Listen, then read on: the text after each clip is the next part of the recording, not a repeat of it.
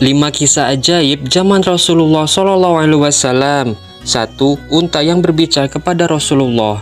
Dari Ya'la bin Murrah radhiyallahu an, ia berkata, ketika kami bersama Nabi SAW dalam suatu perjalanan, kami melewati seekor unta yang sedang diberi minum.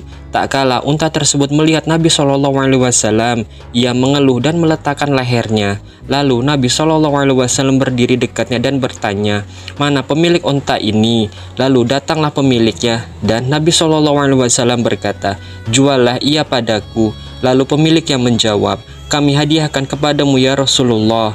Ia adalah milik keluarga yang tidak memiliki mata pencaharian selain unta ini. Nabi SAW berkata, sesungguhnya ia telah mengadukan tentang banyak bekerja dan kekurangan makanan, maka berbuat baiklah kamu kepadanya. Yang kedua, kisah batu yang memberi salam. Dari sahabat Jabir bin Samrah, ia berkata bahwa Rasulullah SAW telah bersabda, sesungguhnya aku mengetahui sebuah batu di Mekah memberi salam kepadaku sebelum aku diangkat menjadi nabi. Sesungguhnya aku mengetahuinya sampai sekarang. Hadis riwayat Muslim. Yang ketiga, kisah pohon yang berjalan. Dari Ya'la bin Murrah radhiyallahu an, dia berkata, ketika kami bersama Nabi SAW dalam suatu perjalanan, kami berhenti di suatu tempat. Lalu Nabi SAW tidur. Tiba-tiba datang sebatang pohon berjalan membelah bumi sampai menaungi Nabi SAW. Kemudian ia kembali lagi ke tempat semula. Tak kala Rasulullah SAW bangun, aku sebutkan hal tersebut kepada beliau. Lalu beliau berkata, ia adalah pohon yang meminta izin pada Tuhannya untuk memberi salam kepadaku. Lalu Allah Subhanahu wa Ta'ala mengizinkannya. Yang keempat, tangis tiang masjid dari batang kurma.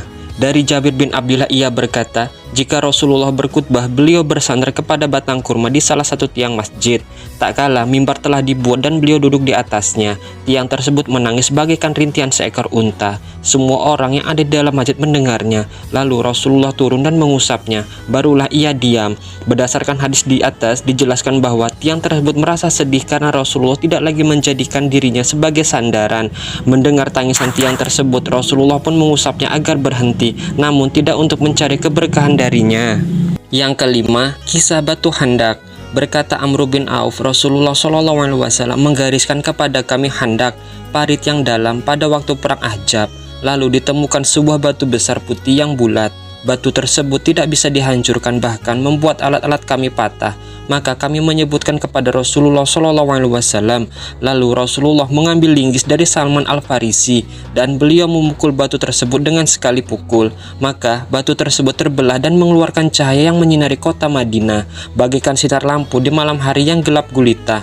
Lalu Rasulullah SAW bertakbir dan kaum muslimin pun ikut bertakbir. Kemudian dipukul lagi yang kedua kali. Maka batu tersebut terbelah dan mengeluarkan cahaya yang menyinari kota Madinah.